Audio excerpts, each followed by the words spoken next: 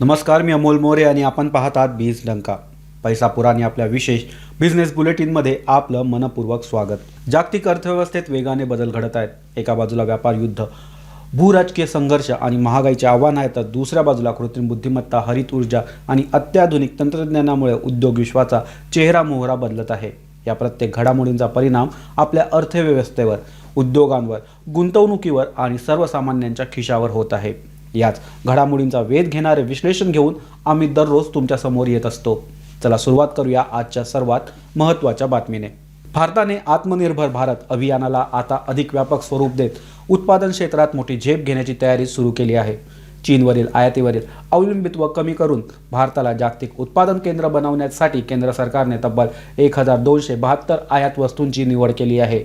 या वस्तूंचे उत्पादन देशातच वाढवण्यासाठी व्यापक औद्योगिक आराखडा तयार केला जात आहे. या वस्तूंची वार्षिक आयात सुमारे 189 अब्ज अमेरिकन डॉलर म्हणजे जवळपास 16 लाख कोटी रुपये इतकी आहे. या आयातीतील मोठा हिस्सा भारतातच तयार झाला तर देशाचे आयात बिल कमी होण्याबरोबरच उद्योग, रोजगार आणि निर्यात या तिन्ही क्षेत्रांना मोठी चालना मिळू शकते. सध्या इलेक्ट्रॉनिक्स, सेमीकंडक्टर, औद्योगिक यंत्रसामग्री, विशेष रसायने, सौर उपकरणे, रेअर अर्थ आधारित उत्पादने आणि अनेक उच्च तंत्रज्ञानाच्या वस्तूंसाठी भारत अजूनही मोठ्या प्रमाणावर चीनवर अवलंबून आहे. कोविड महामारी, रशिया-युक्रेन युद्ध, लाल समुद्रातील तणाव आणि पश्चिम आशियातील संघर्षामुळे जागतिक पुरवठा साखळी विस्कळीत झाल्यानंतर स्वदेशी उत्पादन क्षमता मजबूत करण्याची गरज अधिक प्रकर्षाने समोर आली आहे. याच पार्श्वभूमीवर सरकारने ज्या वस्तूंची आयात मोठ्या प्रमाणावर होते पण देशांतर्गत उत्पादन कमी आहे अशा क्षेत्रांना प्राधान्य दिले आहे. यासाठी औद्योगिक क्लस्टर विकसित केले जातील, PLI योजनांना अधिक बळ दिले जाईल, परदेशी तंत्रज्ञान भागीदारीला चालना दिली जाईल आणि उद्योगांना जलद मंजुरी, जमीन तसेच आवश्यक पायाभूत सुविधा उपलब्ध करून देण्यावर भर दिला जाणार आहे. या धोरणांचा सर्वाधिक फायदा MSME क्षेत्राला होऊ शकतो. मोठ्या उद्योगांना लागणारे सुट्टे भाग, इलेक्ट्रॉनिक्स मॉड्यूल, औद्योगिक घटक स्थानिक उद्योग तयार करू लागल्यास उत्पादन साखळी मजबूत होईल, नवी उद्योग उभे राहतील आणि रोजगार निर्मितीला गती मिळेल आणि ग्रामीण भागात देखील औद्योगिक विकासाला चालना मिळेल. मात्र हे उद्दिष्ट साध्य करणे इतके सोपे नाही. चीनने गेल्या 3 दशकात मजबूत पुरवठा साखळी, आधुनिक पायाभूत सुविधा, कमी उत्पादन खर्च आणि उच्च उत्पादन क्षमता याच्या बळावर जागतिक उत्पादन क्षेत्रात वर्चस्व निर्माण केलं. त्यामुळे भारताला वीज, लॉजिस्टिक, संशोधन, तंत्रज्ञान, गुणवत्ता आणि पेटंट या सर्व क्षेत्रात मोठ्या प्रमाणावर सुधारणा कराव्या लागतील. मेक इन इंडियाबरोबरच मेड इन इंडिया उत्पादन जागतिक दर्जाचे, स्पर्धात्मक आणि वेळेवर उपलब्ध होणे इतकेच महत्त्वाचे आहे. यासाठी सरकार, उद्योग यांच्यातील समन्वय, संशोधनातील गुंतवणूक आणि आधुनिक तंत्रज्ञानाचा स्वीकार हा निर्णायक ठरू शकतो. सध्या अमेरिका, जपान, दक्षिण कोरिया आणि युरोपमधील अनेक कंपन्या China+1 हे धोरण स्वीकारत आहेत. चीनबरोबरच दुसऱ्या देशात उत्पादन केंद्र उभारण्यावर त्यांचा भर आहे. विशाल बाजारपेठ, कुशल मनुष्यबळ, वेगाने विकसित होणारी डिजिटल अर्थव्यवस्था आणि सुधारित असलेली पायाभूत सुविधा यामुळे भारतासाठी ही ऐतिहासिक संधी मानली जाते. आत्मनिर्भर भारत म्हणजे जगापासून दूर जाणे नव्हे, तर जागतिक पुरवठा साखळीतील विश्वासार्ह उत्पादन केंद्र म्हणून भारताची भूमिका अधिक मजबूत करणे होय. पुढील काही वर्षात या धोरणाची प्रभावी अंमलबजावणी झाली तर आयात बिलात घट, उत्पादन क्षेत्रातील वाढ, मोठ्या प्रमाणावर रोजगार निर्मिती आणि निर्यात वाढीच्या माध्यमातून भारत औद्योगिक महासत्ता बनण्याच्या दिशेने आणखी एक महत्त्वाचं पाऊल टाकू शकतो. आता भारताच्या औद्योगिक रणनीतीनंतर नजर वळूया जागतिक अर्थव्यवस्थेकडे, कारण जगातील आर्थिक बदलांचा थेट परिणाम भारताच्या विकास दरावर, उद्योगांवर आणि गुंतवणुकीवर होणार आहे. मूडीजने जागतिक अर्थव्यवस्थेबाबत नेमका कोणता इशारा दिला आहे ते पाहूया पुढील बातमीत. आजची भारताची अर्थव्यवस्था जगाशी घट्ट जोडली गेली आहे. त्यामुळे जगातील मोठ्या आर्थिक घडामोडीचा परिणाम आपल्या उद्योगांवर, निर्यातीवर, रोजगारावर आणि गुंतवणुकीवर होणं अपरिहार्य आहे. मूडीज ॲनालिटिक्सने प्रसिद्ध केलेल्या ताज्या अहवालाने जागतिक अर्थव्यवस्थेबाबत सावधगिरीचा इशारा दिला आहे. अहवालानुसार 2026 जागतिक आर्थिक वाढ केवळ 2.5% तर 2027 2.8% राहण्याचा अंदाज व्यक्त करण्यात आला आहे. हे आकडे पाहता जागतिक अर्थव्यवस्था वेगवान वाढीऐवजी संथ गतीने पुढे सरकत असल्याचं स्पष्ट दिसत आहे. गेल्या काही वर्षात कोविड महामारी, रशिया-युक्रेन युद्ध, जागतिक पुरवठा साखळीतील अडथळे, वाढती महागाई आणि पश्चिम आशियातील संघर्ष या घटनांनी जागतिक व्यापाराचे चित्रच पूर्णपणे बदलून टाकले आहेत.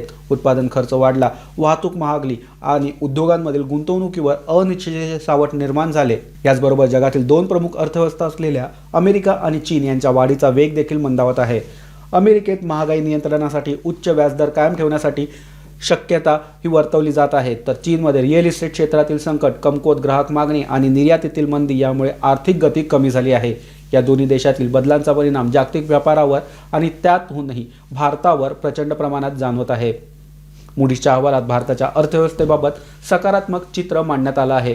मजबूत देशांतर्गत मागणी, विशाल ग्राहक बाजारपेठ, पायाभूत सुविधांवरील गुंतवणूक आणि वेगाने विस्तारत असलेली डिजिटल अर्थव्यवस्था ही भारताच्या साठी मोठी ताकद असल्याचं नमूद करण्यात आलं आहे. मात्र जागतिक मंदीचा काही प्रमाणात परिणाम भारताला सहन करावा लागेल असा इशारा देखील देण्यात आला आहे.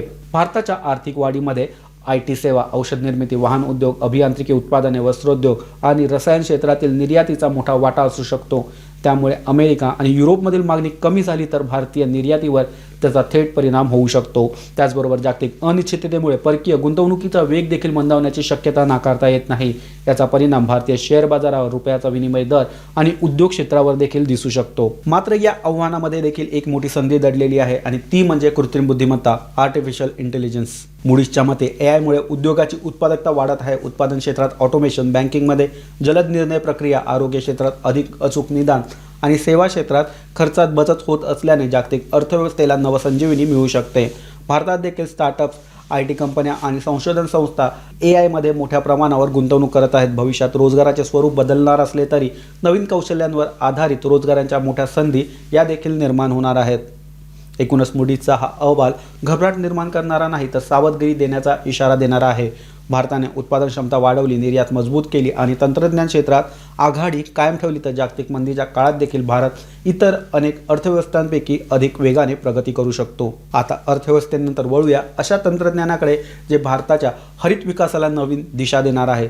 भारतीय रेल्वेने स्वच्छ ऊर्जा क्षेत्रात नवा इतिहास रचत देशातील पहिली हायड्रोजन इंधनावर चालणारी नमो ग्रीन रेल सेवा सुरू केली आहे. या महत्त्वाकांक्षी प्रकल्पाची वैशिष्ट्ये आणि भारतासाठी त्याचे महत्त्व जाणून घेऊया पुढील बातमीत. हरियाणातील जिंद येथून या अत्याधुनिक रेल्वेला हिरवा झेंडा दाखवण्यात आला. यासह हायड्रोजन रेल्वे तंत्रज्ञान स्वीकारणाऱ्या मोजक्या देशांच्या यादीत भारताने स्थान मिळवले आहे.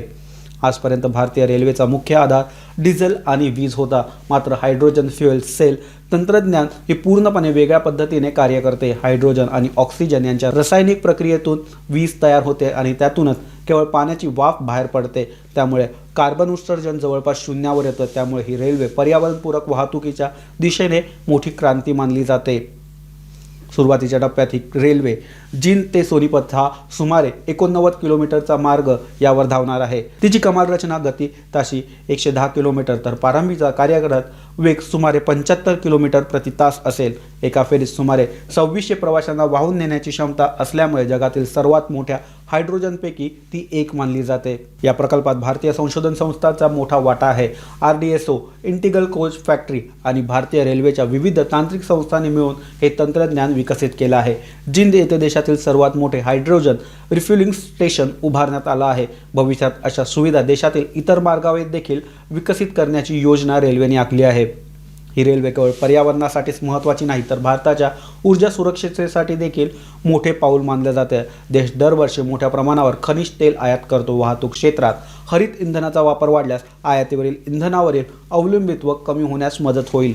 भारताने 2027 पर्यंत नेट झिरो कार्बन उत्सर्जन हे लक्ष्य निश्चित केले आहे. ते साध्य करण्यासाठी रेल्वे, सार्वजनिक वाहतूक आणि औद्योगिक क्षेत्रात स्वच्छ ऊर्जेचा वापर वाढवणे हे गरजेचं आहे. त्यामुळे नमो ग्रीन रेल्वे हा प्रकल्प नसून भारताच्या दीर्घकालीन हरित ऊर्जा धोरणाचा एक महत्त्वाचा भाग आहे. तज्ज्ञांच्या मते सध्या हायड्रोजन तंत्रज्ञानाचा खर्च तुलनेने जास्त असला तरी उत्पादनाचा विस्तार होत गेल्यास तो कमी होईल. भविष्यात भारत हरित हायड्रोजन उत्पादन आणि निर्यातीतही महत्त्वाची भूमिका बजावू शकतो. हरित ऊर्जा क्षेत्रातील ही मोठी झेप सुरू असतानाच जागतिक उद्योगाविश्वासमोर आणखी एक गंभीर आव्हान उभे राहिलं आहे. स्मार्टफोन, इलेक्ट्रॉनिक वाहन, संरक्षण उपकरण आणि अत्याधुनिक तंत्रज्ञानासाठी अत्यावश्यक असलेल्या रेअर अर्थ खनिजावर चीनने निर्बंध कडक करण्याचे संकेत दिल्याने जगभरात चिंताही वाढली आहे. या निर्णयाचा जागतिक उद्योगांवर किती मोठा परिणाम होऊ शकतो आणि भारतासाठी त्यातून कोणती नवी संधी निर्माण होऊ शकते ते पाहूया पुढील बातमीत. आंतरराष्ट्रीय ऊर्जा संस्था IEAच्या ग्लोबल क्रिटिकल मिनरल्स आउटलुक 2026च्या अहवालानुसार चीनने रेअर अर्थ खनिजाच्या निर्यातीवरील निर्बंध कडक केल्यास तब्बल 6.5 ट्रिलियन अमेरिकन डॉलर मूल्याचे जागतिक औद्योगिक उत्पादन धोक्यात येऊ शकते. भारतीय चलनात हा आकडा 500 लाख कोटी रुपयांहून अधिक आहे. त्यामुळे हा केवळ व्यापाराचा प्रश्न नसून जागतिक आर्थिक, धोरणात्मक आणि सुरक्षेशी संबंधित मुद्दा मानला जातो. रेअर अर्थ हा 17 महत्त्वाच्या खनिजांचा समूह आहे. मोबाईल फोन, लॅपटॉप, इलेक्ट्रॉनिक वाहने, पवन ऊर्जा प्रकल्प, उपग्रह, क्षेपणास्त्र, फायटर जेट, रडार, वैद्यकीय उपकरणे आणि संरक्षण क्षेत्रातील अत्याधुनिक प्रणालीसाठी ही खनिजे अत्यावश्यक मानली जाते. उत्पादनातील त्यांचा खर्च तुलनेने कमी असला तरी पुरवठा खंडित झाल्यास संपूर्ण उत्पादन साखळी विस्कळीत होऊ शकते. सध्या रेअर अर्थ खनिजाच्या प्रक्रिया आणि शुद्धीकरण क्षेत्र जवळपास चीनच्या नियंत्रणाखाली आहे. त्यामुळे अमेरिका, युरोप, जपान, दक्षिण कोरिया यासारख्या देशांमध्ये चिंताही वाढली आहे. विशेषतः इलेक्ट्रॉनिक वाहन उद्योग, सेमीकंडक्टर उत्पादन आणि संरक्षण क्षेत्रावर त्याचा सर्वाधिक परिणाम होण्याची शक्यता व्यक्त केली जाते. या संकटावर उपाय म्हणून IEA सदस्य देशांना रेअर अर्थ खनिजाचा सामूहिक साठा उभारण्याचा सल्ला दिला आहे. संस्थेच्या अंदाजानुसार सुमारे 9.2 अब्ज डॉलर खर्च करून असा धोरणात्मक साठा उभारता येऊ शकतो. संभाव्य $6.5 ट्रिलियन आर्थिक धक्क्याच्या तुलनेत हा खर्च अत्यंत कमी असल्याचं देखील या अहवालात नमूद करण्यात आलं आहे. दरम्यान चीनवरील अवलंबित्व कमी करण्यासाठी अमेरिका, ऑस्ट्रेलिया, कॅनडा, मलेशिया आणि युरोपमधील अनेक देशांनी पर्यायी पुरवठा साखळी उभारण्यास सुरुवात केली असून 2023 ते 2025 या कालावधीत क्रिटिकल मिनरल क्षेत्रासाठी सरकारी गुंतवणूक 4 पट वाढून $65 अब्ज पर्यंत पोहोचली आहे. भारतासाठी देखील ही मोठी संधी आहे. देशात अनेक महत्त्वाच्या खनिजाचे साठे उपलब्ध असून क्रिटिकल मिनरल मिशन आणि आत्मनिर्भर भारत या अभियानाच्या माध्यमातून सरकार या क्षेत्राला प्राधान्य देत आहेत.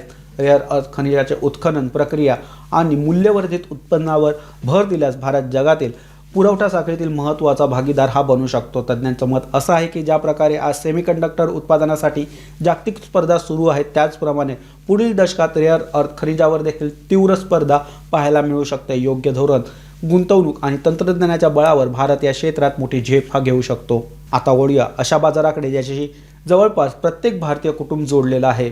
लग्नसराई असो, बचत असो किंवा गुंतवणूक, सोनं आणि चांदी हे भारतासाठी आजही सुरक्षित गुंतवणुकीचे प्रमुख पर्यायामध्ये सर्वोच्च आहे. मात्र गेल्या काही दिवसात मौल्यवान धातूंच्या किमतीमध्ये मोठी घसरण ही पाहायला मिळत आहे. 17 जुलै रोजी देशांतर्गत बाजारात सोनं प्रति 10 ग्राम 400 ते 500 रुपयांनी तर चांदी प्रति किलो सुमारे 1000 रुपयांनी स्वस्त झाली. आठवड्याभराचा विचार केला तर सोनं जवळपास 3000 रुपयांनी तर चांदी तब्बल 7300 रुपयांनी घसरली आहे. भूराजकीय तणाव वाढलेला असताना देखील सोन्याच्या किमती का घसरत आहे असा प्रश्न अनेक गुंतवणूकदारांना पडला आहे. यामागचं प्रमुख कारण म्हणजे अमेरिकन फेडरल रिझर्व्हकडून व्याजदर वाढीची शक्यता. बाजारातील अंदाजानुसार डिसेंबरमध्ये व्याजदर वाढण्याची शक्यता असून सुमारे 73% ही वाढण्याची शक्यता आहे. व्याजदर वाढल्यास डॉलर मजबूत होतो आणि व्याज न देणाऱ्या सोन्यावरील गुंतवणूक काही प्रमाणात कमी होते. परिणामी सोन्याच्या दरावर दबाव हा निर्माण होतो. आंतरराष्ट्रीय बाजारात स्पॉट गोल्ड सुमारे $4002 प्रति अंश तर चांदी $55, प्लॅटिनम $1602 तर पॅलेडियम $1244 प्रति अंशच्या आसपास व्यवहार करत आहे.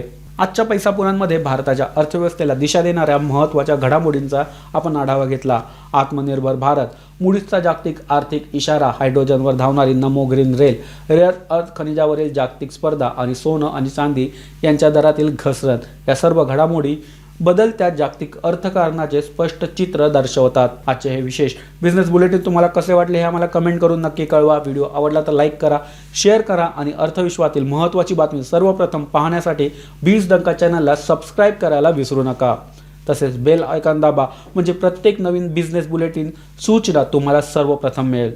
आणि आपण पाहत होता पैसा पुराण. पुन्हा भेटूया एका नव्या विषयासह, नव्या विश्लेषणासह आणि अर्थविश्वातील आणखी महत्त्वाच्या घडामोडीसह. तोपर्यंत नमस्कार, धन्यवाद.